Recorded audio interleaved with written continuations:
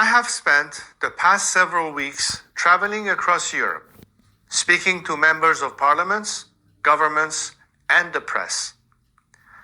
My visit had one objective: to give a voice to the millions of Iranians held hostage by the Islamic Republic, its terror, and its internet blackout. The millions of Iranians who have been silenced.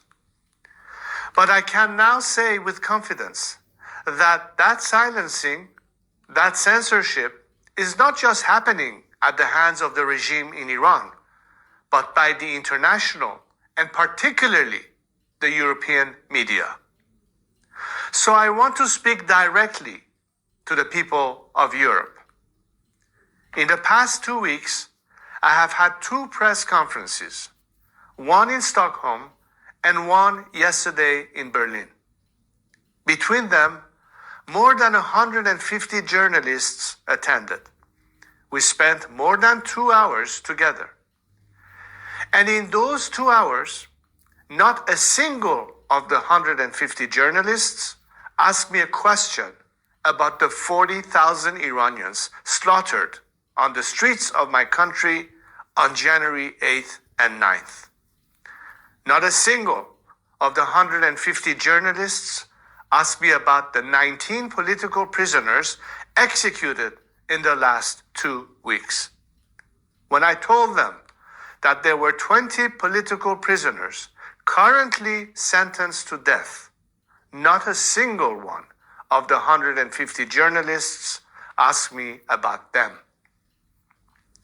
When I stood next to a mother whose son was killed and a father whose son was killed on January 8th and 9th and asked them to hear their stories, not a single one of the 150 European journalists asked them a question.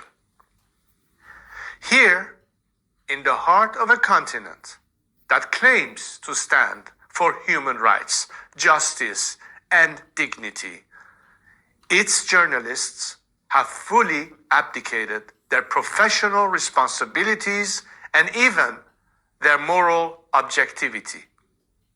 It is clear to me that my 40,000 brave, innocent compatriots who were slaughtered in the fight for liberty are of little interest to these journalists. They seem more interested in criticizing America, asking why the United States and Israel killed the dictator that has slaughtered our people for 47 years, than criticizing the regime doing the slaughtering. They seem more interested in asking questions about Iran's past and history than about what is happening in Iran today or about the democratic future Iranians are seeking. One member of parliament even told me they didn't think Iranians were ready for democracy. But to that member of parliament, to those journalists, I remind you, Iranians aren't just ready for democracy. 40,000 people just gave their lives for it. And I won't let that be in vain. So know this: whether or not Europe stands with us, whether or not your journalists do their jobs, whether or not your politicians demonstrate the courage to act, I will fight for my people and my country. Even if we have to do this alone, we will fight until Iran is free.